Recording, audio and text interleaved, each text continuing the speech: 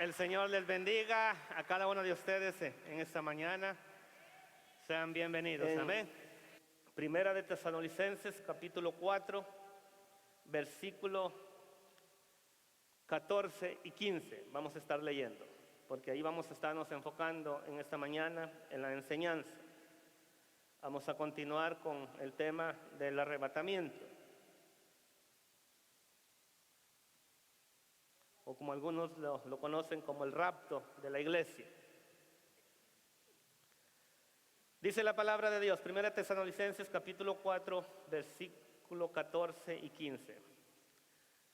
Porque si creemos que Jesús murió y resucitó, así también traerá Dios con Jesús a los que durmieron en él.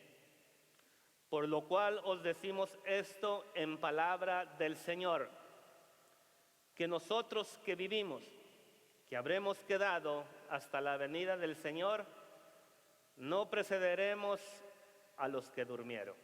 Amén. Puede ocupar su lugar. Yo le voy a pedir que ponga mucha atención a este tema que estamos llevando a cabo. Este es el segundo domingo que vamos a hablar de este tema. Este es un tema de vital importancia en la vida de todo cristiano. Y tenemos que estar bien claros en lo que la palabra de Dios nos dice. Amén. En el primer domingo estuvimos enfocando primeramente en el versículo 13, donde dice: tampoco queremos, hermanos, que os ignoréis acerca de los que duermen, para que no os entristezcáis como los que no tienen esperanza. Hay algunos, la Biblia dice, que en los postreros días se levantarán hombres con doctrinas de hombre. ¿Y por qué le digo esto? Se levantarán falsos maestros. Porque algunos dicen que no va a haber arrebatamiento, que no va a suceder eso.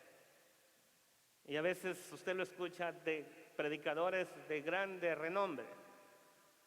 Pero déjeme decirle que ese evento, la Biblia tenemos bastante luz, bastante claridad con respecto a este acontecimiento. Y como en la mayoría de las cosas, nosotros, la Biblia dice que andamos por fe y no por lo que miramos. Y así como cada uno de nosotros hemos recibido a Cristo como Señor y Salvador, porque la Biblia nos enseña que el que creyere, dice, será salvo. Amén. Y hemos recibido a Cristo en nuestro corazón creyendo esa palabra de Dios. Porque Dios es fiel. Dios es verdadero. Dios no cambia. Y si Dios lo dice, estamos seguros de que eso va a suceder. Entonces, de la misma manera encontramos que Cristo va a venir por su iglesia. Y vamos a ver, pero nos podemos hacer esta pregunta. Estamos en todo el derecho, y es de la manera que vamos a poner el fundamento en lo que queremos enseñar en esta mañana. Y pueden decir, hermano Walter, ¿cuáles son los pilares del arrebatamiento? ¿Qué es lo que sostiene esa verdad, esta doctrina? Y en esta mañana se lo vamos a dar a través de la palabra de Dios. Lo que detiene esa verdad que le estamos diciendo. Porque dice, porque si creemos que Jesús murió y resucitó, así también traerá Dios con Jesús a los que durmieron. El arrebatamiento no tiene su base en especulaciones de alguien. Tampoco es un mito religioso o un cuento inventado por alguien para de una manera traer buenos deseos para consolar a quienes sufren. No. Esta maravillosa verdad, según el Señor Jesucristo, Él va a regresar a reunirse a los que creyeron en la base de tres verdades o tres pilares. Vamos a usar pilares hablando de lo que sostienen esta doctrina. Y le digo, esta doctrina es muy importante en todo cristiano y es muy importante que nosotros tengamos el conocimiento de eso. ¿Y qué es lo que sostiene esta doctrina, esta verdad? En los versículos que acabamos de leer lo vamos a encontrar. Número 1, lo que sostiene que el arrebatamiento va a suceder es la muerte de Cristo. Número 2, la resurrección de Cristo. Y número 3 es la revelación de Cristo. Y en esos tres pilares nos vamos a estar enfocando en esta mañana. Y le digo, y mi deseo es que esto se quede impregnado en nosotros y que esto ya, le digo, lo sepamos, lo entendamos y lo podamos disfrutar de una manera, una promesa tan maravillosa para la iglesia. Entonces, número 1, ¿en qué basamos? El primer pilar es la muerte de Cristo. El versículo dice 14, dice, porque si creemos que Jesús murió, ahí se basa, ese es el primer pilar, dice. Porque Pablo dice, o en otras maneras, lo pudiéramos decir, puesto que, o con base en el hecho de que creemos que Jesús murió. Y le voy a leer el pasaje del versículo 13 y me voy a detener en esa frase para que usted lo vaya tocando. Tampoco queremos, hermanos, que ignoréis acerca de los que duermen, para que no os entristezcáis como los otros que no tienen esperanza. Porque si creemos que Jesús murió, es la primera declaración. Acuérdese, yo le hice esta introducción. Esto es de fe. Así como la salvación es de fe, esto también es de creerlo, pero la palabra de Dios nos lo ha explicado. Más adelante lo vamos a ver que esto era un misterio, pero que Dios lo ha revelado. La declaración de una manera de Pablo resume la riqueza de la obra expiatoria de Cristo, que provee el fundamento necesario para la reunión de la iglesia con Cristo. La muerte de Cristo satisfizo las exigencias de la justicia y santidad de Dios. Cristo pagó por completo la pena por los pecados de los creyentes. Amén. Porque esa es de la manera que nosotros creemos, ponemos nuestra confianza en Cristo Jesús. Entonces, en virtud de la muerte de Cristo, que Él tomó nuestro lugar, el que no conoció pecado, dice la palabra de Dios, 2 Corintios capítulo 5, versículo 12. Cristo no conoció pecado. Dios por nosotros lo hizo pecado para que nosotros fuésemos hechos justicias de Dios. ¿En quién? En Cristo. Justificados pues por la fe, tenemos paz para ¿con quién? Para con Dios. ¿La fe en quién? En Cristo Jesús. Amén. Los cristianos hemos sido hechos aceptables para Dios y aptos para reunirnos ¿en quién? En su presencia. La iglesia Cristo vive, una de las doctrinas que nosotros creemos que somos salvos por la gracia, no por obras. No es por lo que nosotros podamos hacer o alcanzar, porque la Biblia nos enseña que nuestras justicias, lo más bueno que nosotros podamos hacer para Dios, dice la Biblia que son trapos de inmundicia. Pero solamente aquel que no conoció pecado y se entregó por nosotros y murió por nosotros es el que de una manera cumplió las exigencias de la justicia y de la santidad de Dios. Y fíjese, es importante que aquí Pablo no usara la metáfora de cuando se refirió Jesús de sueño, de dormir, sino que dice que Cristo murió. Cuando nos referimos a los creyentes, ahí dice que durmieron. Pero a Jesucristo, aquí dice, cuando se refiere a Él, se dice que si creemos que Jesús, ¿qué dice? Murió. Jesús experimentó toda la furia de la muerte en todas sus dimensiones. La Biblia dice, en 1 de Pedro capítulo 2, versículo 24, y dice que Él mismo llevó nuestros pecados en su cuerpo sobre el madero, para que nosotros, estando muertos a los pecados, vivamos a la justicia, y por cuyas heridas hemos sido sanados. Todo el peso del pecado fue depositado en Cristo.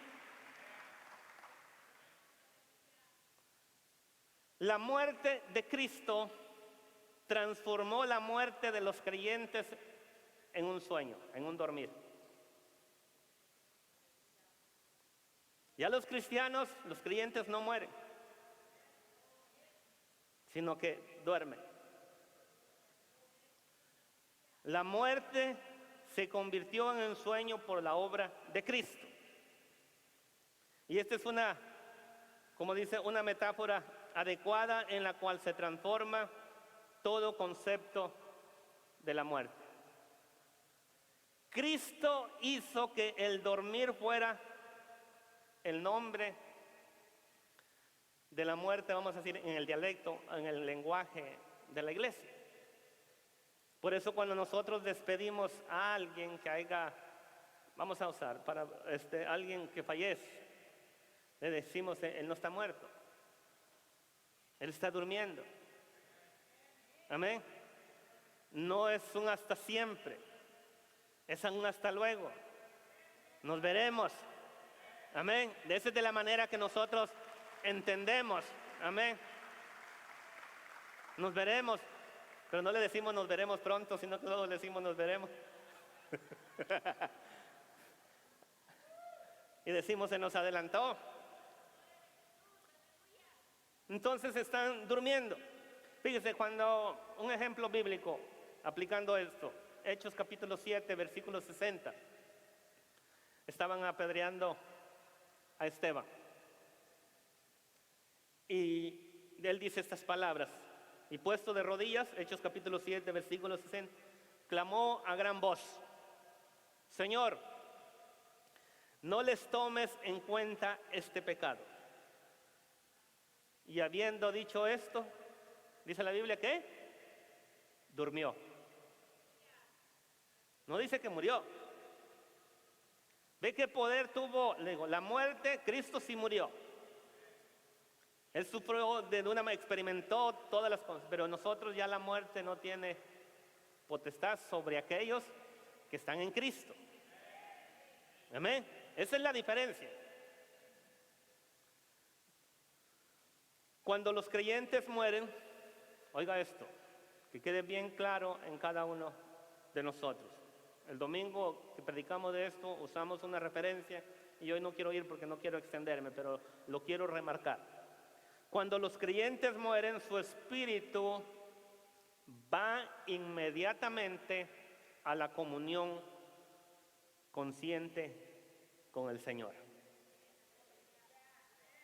Mientras sus cuerpos duermen temporalmente, vamos a decir, en la tumba, a la espera del arrebatamiento. Cuando oímos de la historia de aquel ladrón que reconoció a Cristo como rey, cuando le dijo, acuérdate de mí cuando estés en tu reino, el Señor Jesucristo le respondió de la siguiente manera: hoy mismo estarás conmigo en el paraíso. Así que experimentó todo eso.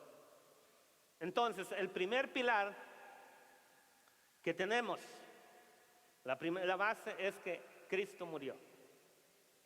Cristo murió por nuestros pecados.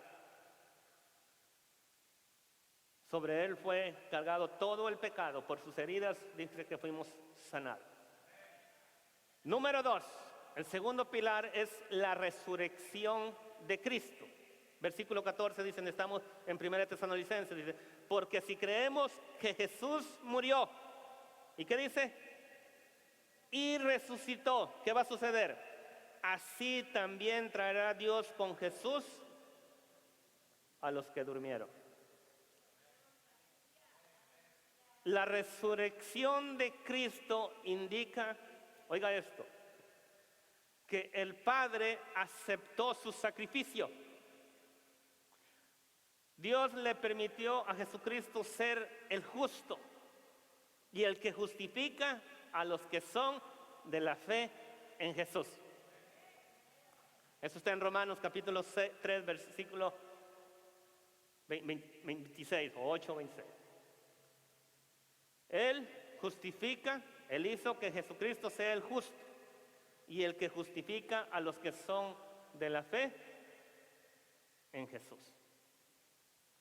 Por eso es nuestra insistencia, por eso siempre predicamos, reciba a Cristo, entréguese a Cristo, recíbalo en su corazón, porque esta promesa que estamos hablando del arrebatamiento de la iglesia, de que los muertos en Cristo resucitarán primero, esta promesa es específicamente para aquellos que ponen su fe, su confianza en el Señor Jesucristo.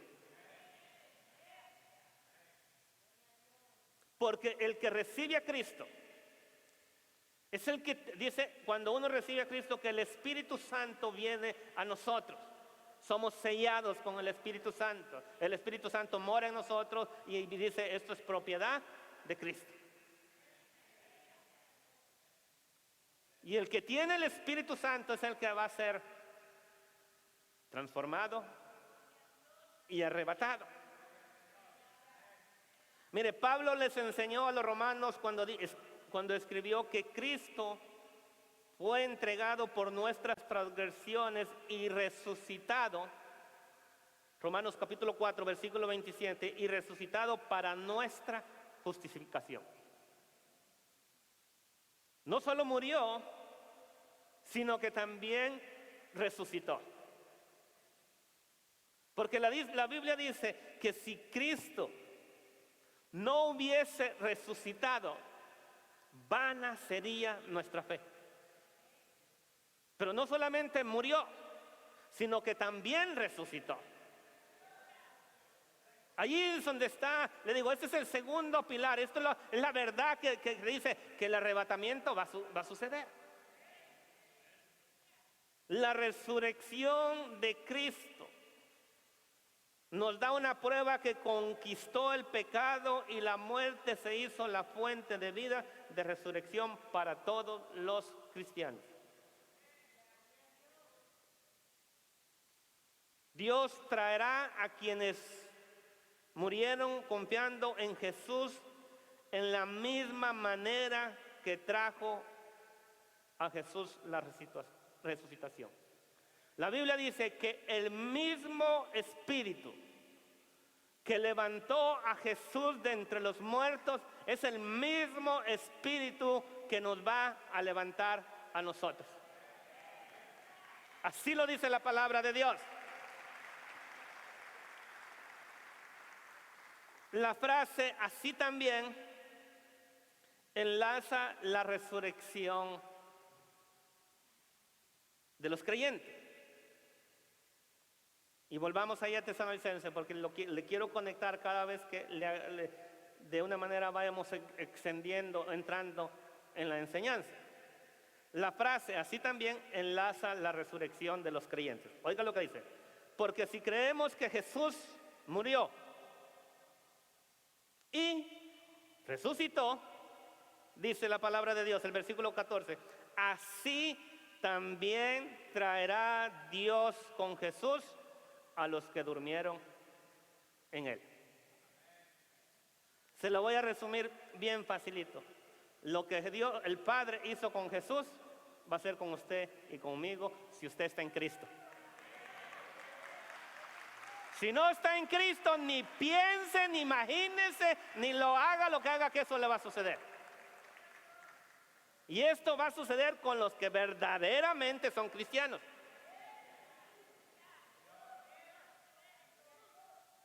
Los cristianos no van a pasar por eso.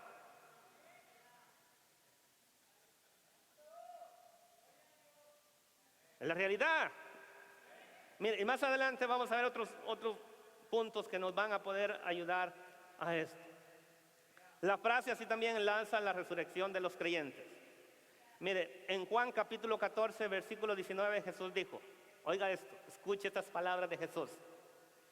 Porque yo vivo, vosotros también viviréis. Como yo voy a ser resucitado, dice Jesús, ustedes también lo van a hacer.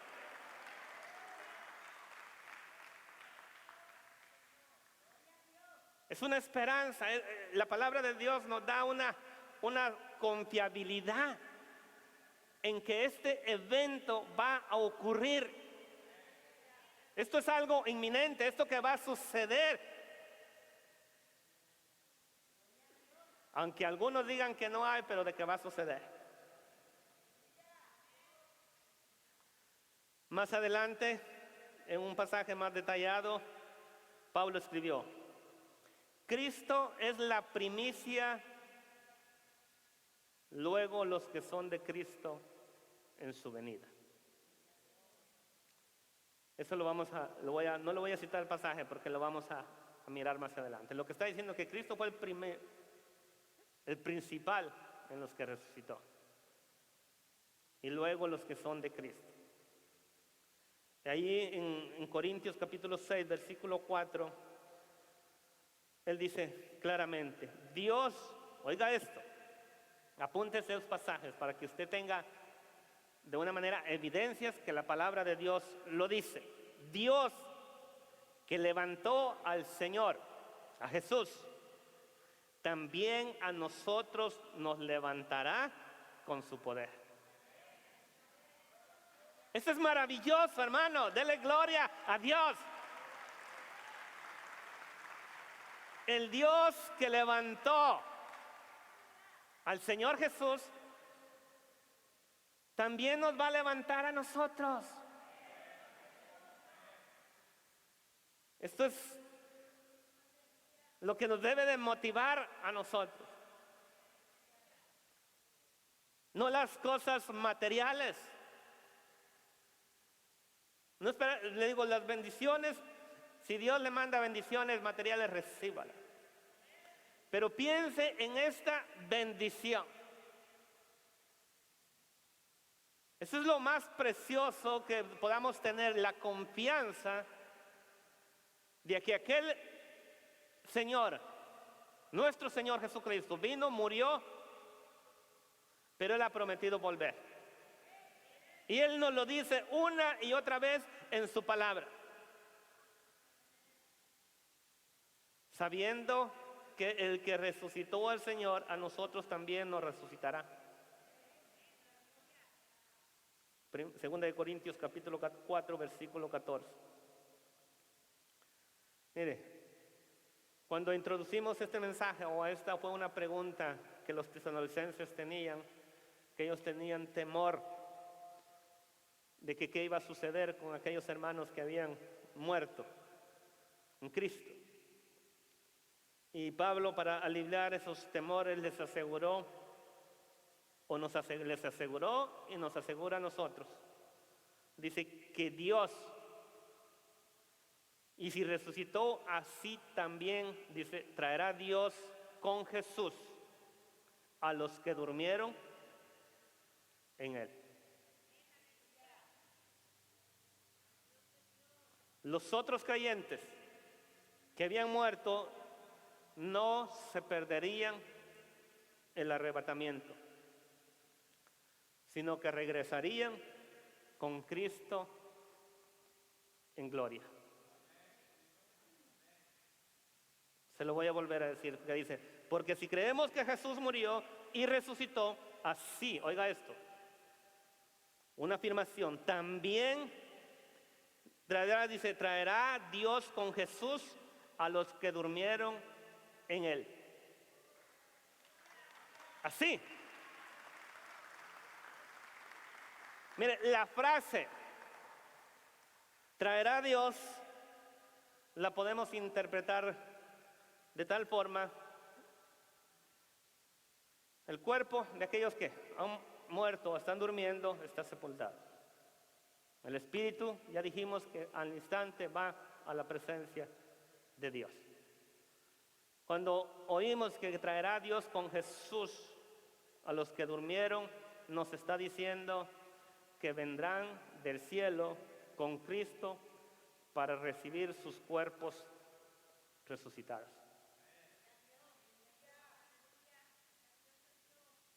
Así lo está diciendo. Traerá Dios con Jesús a los que durmieron en quién, en él. Pablo es bien enfático en estar repitiendo que es en Cristo.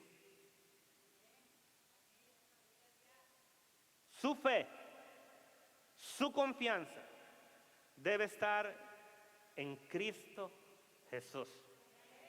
No en los hombres, no en la riqueza, no en el gobierno, sino que solamente en Cristo Jesús.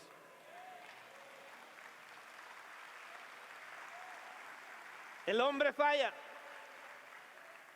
Entonces decimos que los creyentes muertos vendrán del cielo con Cristo para recibir sus cuerpos resucitados.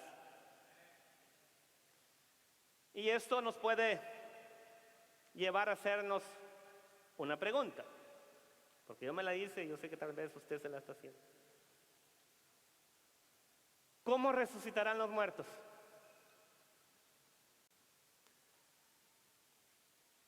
¿Sí o no? Es una buena pregunta.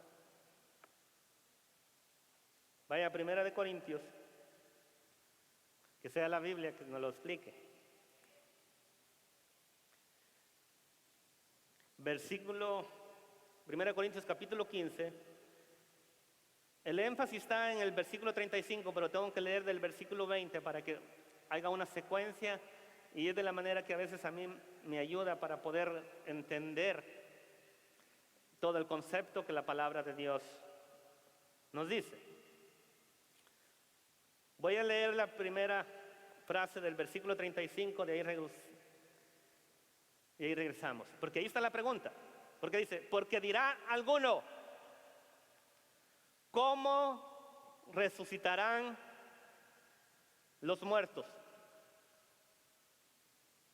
Y hay otra pregunta, ¿con qué cuerpo vendrán? Le digo, los corintios hicieron, pero regrese al versículo 20, en ese mismo capítulo. Y lo voy a leer de corrido porque ya el tiempo está avanzando. Dice así: mas ahora Cristo ha resucitado, ¿de dónde? De los muertos. Ya murió y ya resucitó. Dice, primicia de los que durmieron es hecho. No está diciendo que fue el primero. Acuérdese, primicia quiere decir el más importante. No solamente quiere decir lo primero, sino que también a veces lo más importante. Dice, porque por cuanto la muerte entró por un hombre, también por un hombre vendrá. ¿Vendrá qué? La resurrección ¿de quién? De los muertos. Porque así como en Adán todos mueren, ¿qué sucede? También en Cristo todos serán ¿qué? Vivificados. Pero vea esto. Pero cada uno a su debido tiempo, en su debido orden, perdón. Cristo, las primicias, luego ¿quiénes? ¿Quiénes? Los que son de Cristo, ¿cuándo? Claramente la Biblia nos está diciendo que es lo que va a suceder. Cristo resucitó. Ese es el orden, el primero, las primicias, el principal de todos. Luego, ¿quiénes siguen? ¿Quiénes? Los que son de Cristo. ¿Cuándo? En su venida. Si usted tiene a Cristo, usted tiene que creer y tiene que recibir esto.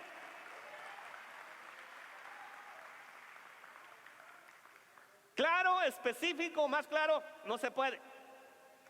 Pero ¿cómo la pregunta era? Yo tenía que dejarle saber eso porque era algo muy importante que está en la palabra de Dios. Cristo ya resucitó, ese es el orden, Él fue las primicias. Ahora, ¿por qué le digo que es en lo principal? Porque si hablamos de resurrección, hubieron otras resurrecciones antes de Cristo. Lázaro resucitó, amén. Resucitó también la hija de Jairo. Entonces Cristo no fue el primero que resucitó, ¿sí o no? Pero ¿sabe cuál es la diferencia de la resurrección de Cristo?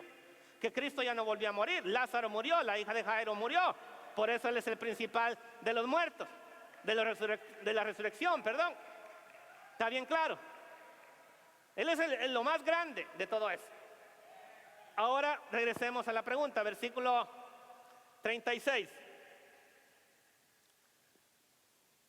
Verso 36 dice: necio, lo que tú siembras no vivificas si no muere antes. La siembra ha sido una de las ilustraciones que, si usted ve, tal vez por los tiempos, es lo que más se usa en la palabra de Dios para poder entender una verdad espiritual. Y lo que siembra no es el cuerpo que ha de salir. No va a ser el mismo cuerpo. Lo voy a volver, dice: lo que tú siembras no es lo que vivifica, sino muere antes. Y lo que se siembra no es el cuerpo que ha de salir, sino el grano desnudo, sea de trigo o sea de otro grano. Pero Dios le da cuerpo como Él quiso, y a cada semilla su cuerpo.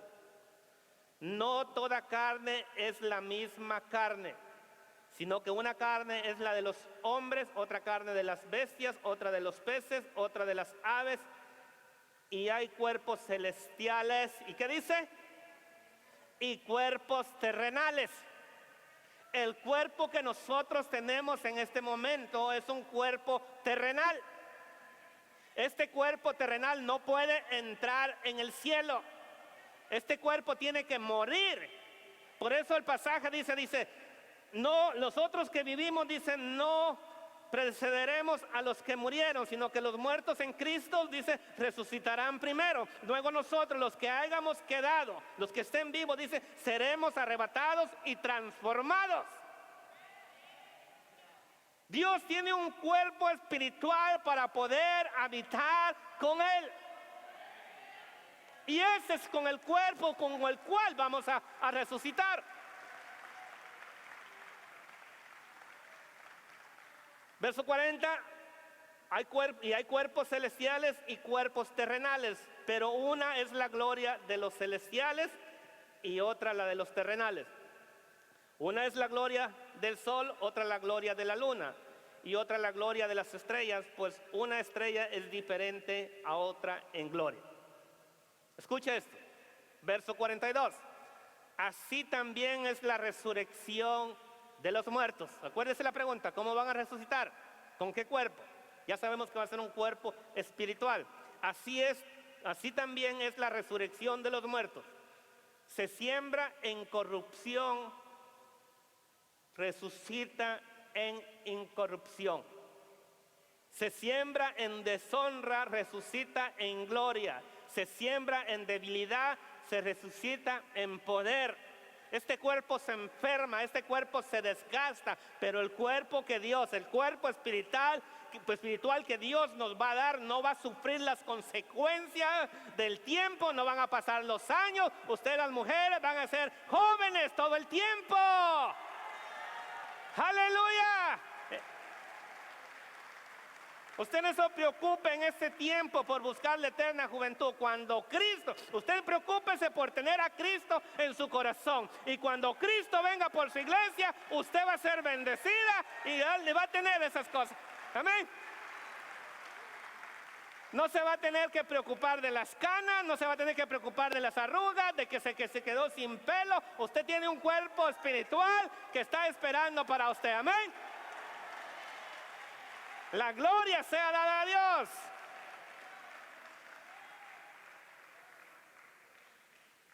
Versículo 44, se siembra, oiga esto, en cuerpo animal.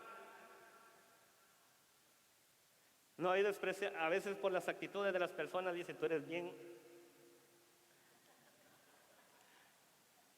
porque actuamos de una manera, pero sí, de la manera, dice, se siembra cuerpo animal. Este cuerpo es el que va a ir a la tumba. ¿Estamos de acuerdo? Dice, ¿resucita en qué? Están ahí el versículo 44. Se siembra cuerpo animal, resucitará cuerpo espiritual. Hay cuerpo animal y hay cuerpo espiritual. Así también está escrito. Fue hecho el primer hombre, Adán, alma viviente, el postrer Adán, espíritu viviente. El postrer Adán es Cristo. Ahí está un ejemplo. Luego dice, el primer hombre, ¿de dónde es? Es de la tierra, versículo 47. El primer hombre es de la tierra, terrenal. El segundo hombre, que es el Señor. ¿Quién es el Señor? Cristo. ¿De dónde es Él? ¿Y para dónde vamos? ¿Qué es lo que dice la palabra de Dios? Voy pues a preparar lugar para vosotros, para que donde yo estoy, también vosotros vamos. Si Cristo es del cielo, para allá es que vamos. Amén. Denle la gloria a Dios. Alegres en esta mañana. Aleluya.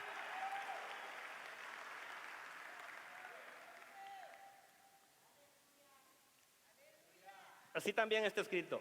Versículo 46. Mas lo espiritual, oiga esto, no es primero. Esto es muy importante. Mas lo espiritual no es primero, sino lo animal. Luego lo espiritual. Por eso debemos darle gracias a Dios por haber nacido. Porque si usted y yo no hubiésemos nacido en este cuerpo,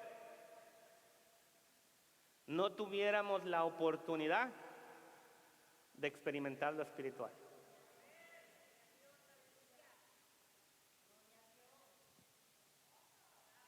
Esto es impresionante. Dice, mas lo espiritual no es primero, sino lo animal, luego lo espiritual. El primer hombre es de la tierra, el segundo hombre hombre que es el Señor es del cielo.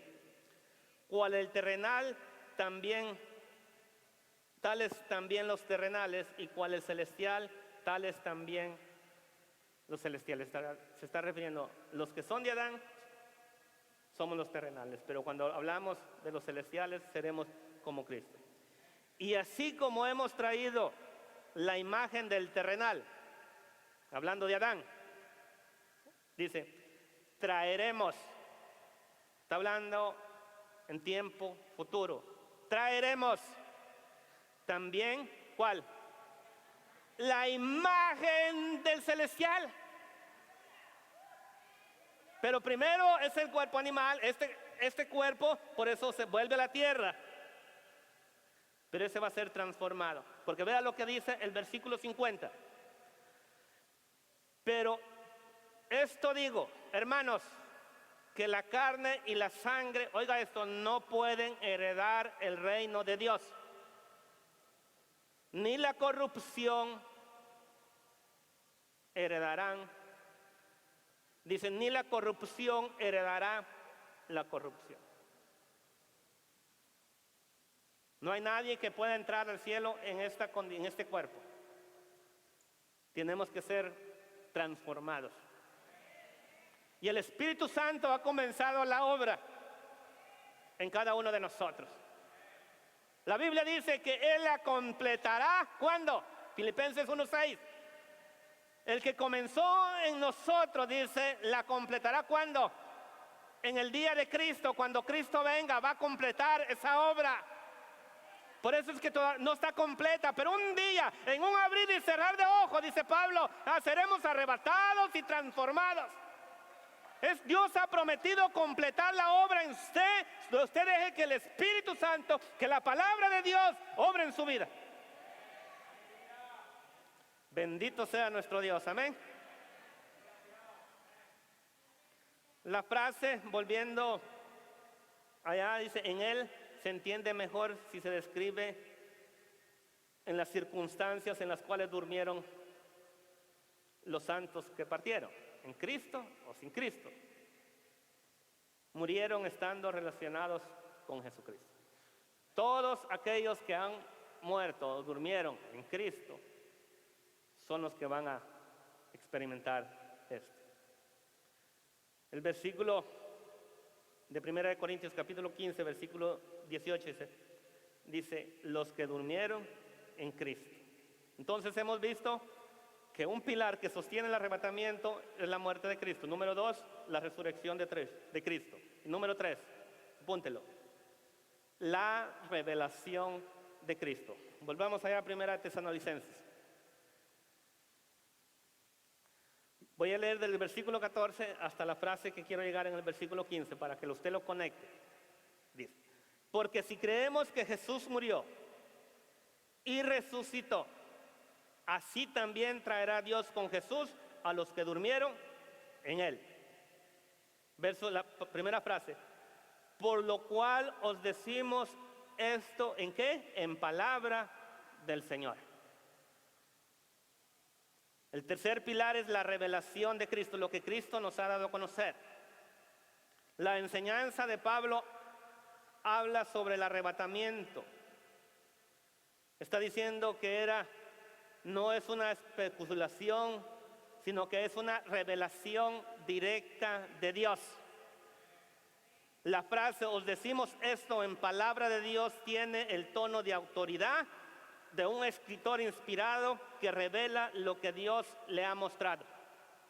Por eso Pablo lo dice, por lo cual os decimos esto en palabra del Señor. Pablo se refirió al arrebatamiento como un misterio. Allá en 1 Corintios capítulo 15, versículo 51. Un misterio es una verdad antes oculta, pero que ahora ha sido revelada. Fíjese, eso nos indica que Jesús no reveló los detalles del arrebatamiento durante su ministerio terrenal, pero sí habló. Jesús se refirió a ello en un sentido general, no específico.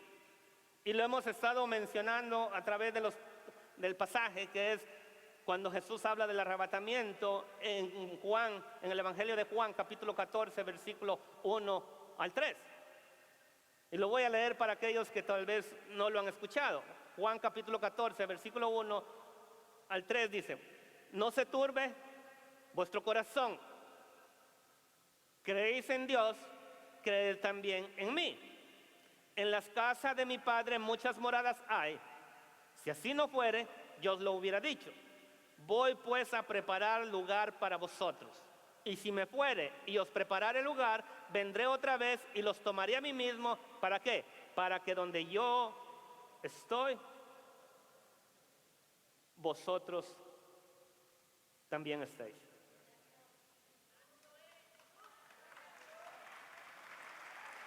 Pero si miramos la enseñanza de Pablo sobre el arrebatamiento, era una revelación nueva, era una revelación dada por Dios directamente a Pablo. Al parecer los tesalonicenses estaban informados sobre el día del juicio del Señor, pero no sobre el evento anterior al arrebatamiento de la iglesia, hasta que el Espíritu Santo viene y se lo revela a Pablo. Entonces el arrebatamiento se apoya en el fundamento sólido de la muerte, resurrección y la revelación de ¿quién? De Dios a un hombre. Y ese hombre usado por Dios nos lo da a conocer a nosotros. Su muerte, su resurrección y que Dios lo está diciendo. En palabra, ¿qué dice? Del Señor. Por lo cual os decimos esto en palabra del Señor. En otras palabras, Pablo está diciendo, esto fue lo que yo recibí del Señor. Esta es la revelación de este misterio. Esto es lo que va a suceder con aquellos que duermen en Cristo. Y esto es lo que va a suceder con aquellos que estamos esperando en Cristo. Amén. Su muerte, su resurrección y la palabra de Dios que se cumplirá. Ninguna jota, ninguna tilde, dice, pasará de esta palabra que no se cumple. Y Dios está diciendo que esto va a suceder. Tengo 10 minutos para agregar a otro punto. Acuérdense, los pilares son su muerte, su resurrección y la palabra que Dios nos ha dado. Pero aquí está otra pregunta. Aunque lo hemos estado declarando de una manera en algunos pasajes, ¿quiénes son los participantes del arrebatamiento? ¿Quiénes van a participar en ese evento? La continuación del versículo 15 dice, por lo cual os decimos esto en palabra del Señor, que nosotros que vivimos, que habremos quedado, ¿hasta cuándo? Hasta la venida del Señor, no precederemos a los que durmieron. Dos grupos de personas van a ser los participantes del arrebatamiento. Número uno, los que vivan hasta ese día que sucede. Y número dos, los que durmieron, los que se nos han adelantado. Esos son los dos, pero que han estado en Cristo. El uso del pronombre plural nosotros, Pablo indica que él creía que ese suceso él lo iba a experimentar. Pablo esperaba el regreso del Señor. Él lo estaba esperando. Aunque a diferencia de muchos en la historia de la iglesia, aunque Pablo lo estaba esperando, Pablo no predijo un tiempo específico o una fecha como lo han hecho algunos falsos maestros. Él no dijo, él dijo, él estaba diciendo, mire, los que vivimos seremos arrebatados, los que durmieron, ellos van a resucitar primero, pero no dijo qué día. Pablo, en una manera, vamos a decir, aceptó las palabras de Cristo, pero el día y la hora, nadie, oiga esto, sabe, ni aun los ángeles de los cielos, sino solo mi Padre lo sabe. Esto lo encuentra en Mateo capítulo 24, versículo 36. En Hechos capítulo 1, versículo 7 dice, el Señor Jesucristo hablándole a los que estaban ahí ya para despedirse. Ellos querían saber más si se iba a restaurar el tiempo, el reino de Dios, y le dijo, no os toca a vosotros saber los tiempos o las sazones que el Padre puso en su soberana potestad. Dios ya tiene un día que este evento va a ocurrir. Puede ser hoy, puede ser mañana, puede ser este mes, puede ser este año, puede tardar otro tiempo, pero en la potestad de Dios, Él tiene un día. Y lo interesante de todo esto es que usted y yo no lo sabemos. ¿Y cuál sería la aplicación? Si nosotros no sabemos el día, pero la palabra de Dios nos enseña que esto va a ocurrir, esto nos debe enseñar a que usted y yo debemos de estar preparados, esperando en ese momento. Así como Pablo decía, nosotros seremos transformados. Pregunta, ¿estás preparado?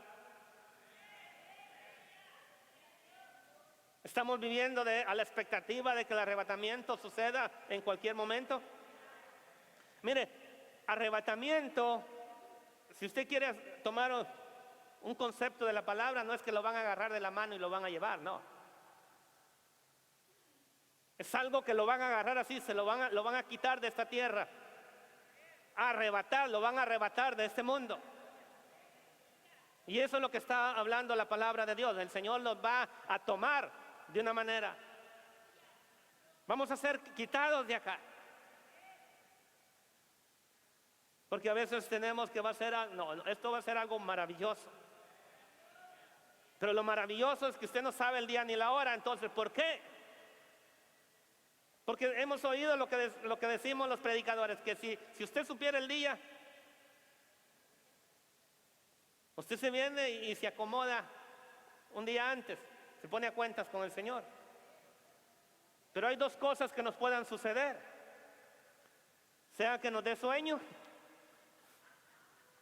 ¿sí o no? Sea que nos toque el tiempo de ir a dormir y que todavía Cristo no venga.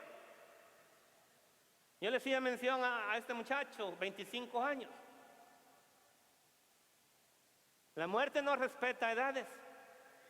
La muerte no respeta condiciones sociales. La muerte no respeta su educación secular.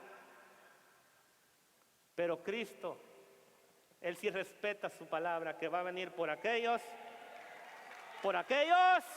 que le han recibido en su corazón. Amén.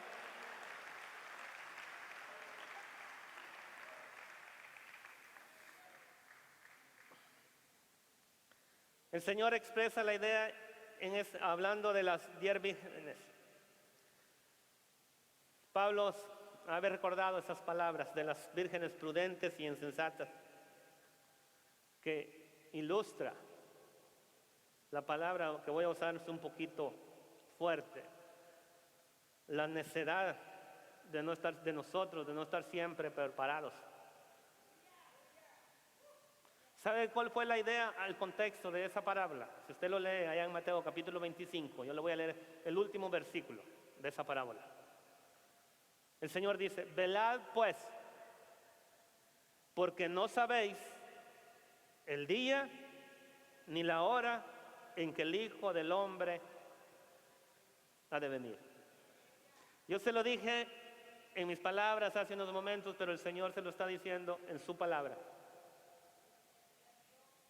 que tenemos que estar atentos. Y ya le digo, velad no es que lo tome en una forma literal, que usted va a estar despierto toda la noche, no. Tiene que velar por la condición de cómo está su vida.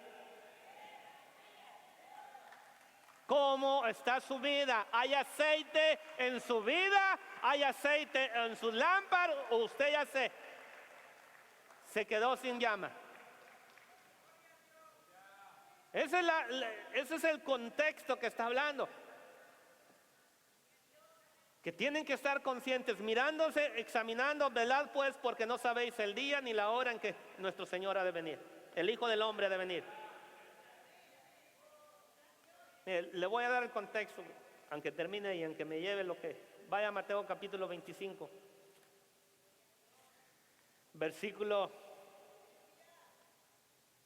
Mateo capítulo 24, versículo 45. Hace una comparación. En el 25, vaya a su casa, lea bien la parábola de las 10 vírgenes, pero vea lo que dice el 24, versículo 45. ¿Quién es pues el siervo? Mateo 24, versículo 45. ¿Quién es pues el siervo fiel y prudente, al cual puso su Señor sobre su casa para que les dé alimento a tiempo? Bienaventurado aquel siervo al cual, cuando su Señor venga, oiga esto, le halle haciendo así. De cierto os digo que sobre todos sus bienes le pondrá. Pero si aquel siervo malo dijere en su corazón: mi Señor tarda en venir, y comenzare a golpear a sus consiervos y a comer y a beber con los borrachos, vendrá el Señor de aquel siervo en el día que éste no lo espera y a la hora que no sabe, y lo castigará duramente y pondrá su parte, ¿con quién? Con los hipócritas, y allí será el lloro y el crujir de dientes.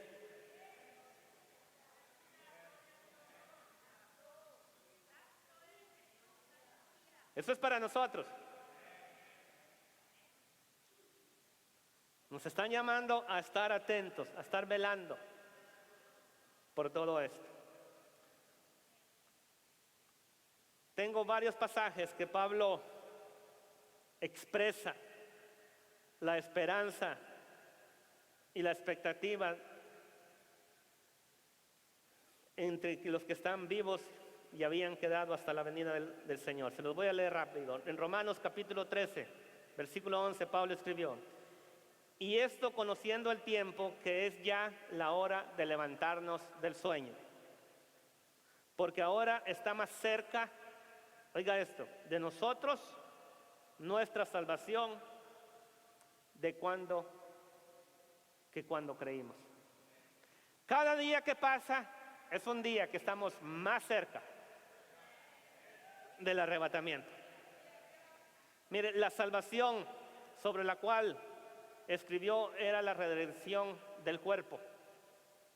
Romanos 8:23 dice: y no solo ella, sino que también nosotros mismos, que tenemos las primicias del Espíritu Santo, nosotros también gemimos dentro de nosotros mismos, esperando la adopción, la redención de nuestro cuerpo. ¿Qué ocurrirá cuando Cristo venga? Romanos capítulo 13, versículo 12. Pablo dijo esto: la noche. Ahí la noche lo tiene que tomar de una manera simbólica. Está hablando del pecado del hombre y el reino de Satanás. Dice: la noche está avanzada y el día se acerca. ¿De qué día se está hablando? El regreso de Cristo.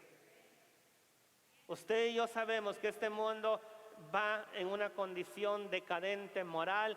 Cada día, cada momento están las situaciones. Por eso dice: la noche está avanzada y se acerca el día.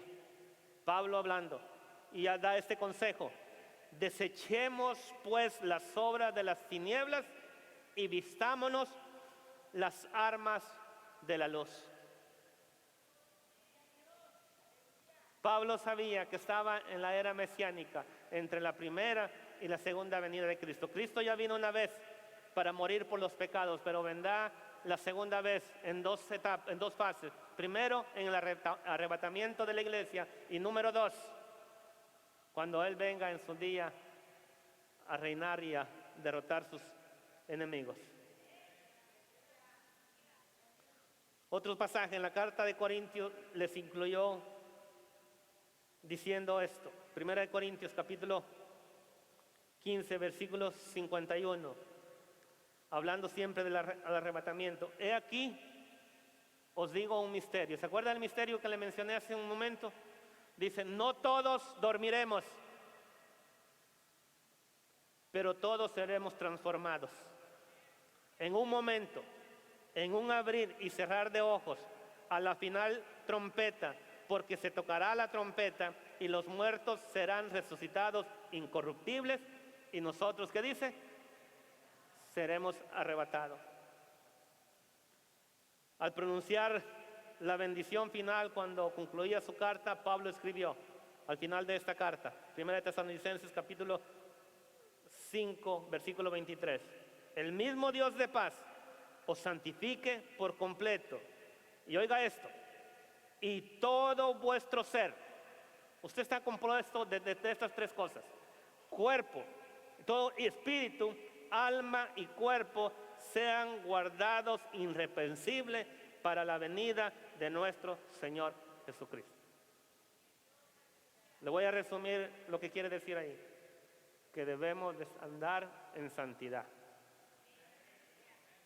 porque sin santidad, dice la palabra de Dios, nadie verá a Dios.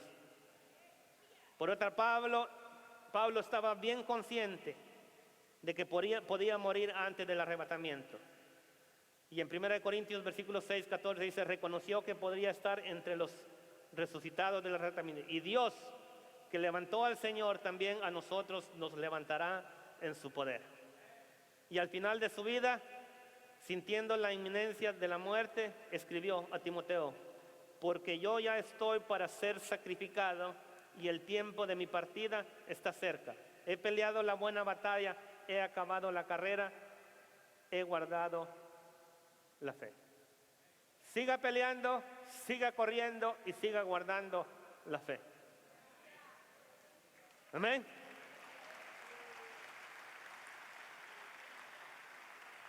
Pablo, aunque reconocía las dos posibilidades, usó nosotros porque cuando lo escribió aún era posible que el Señor regresara en el tiempo de su vida.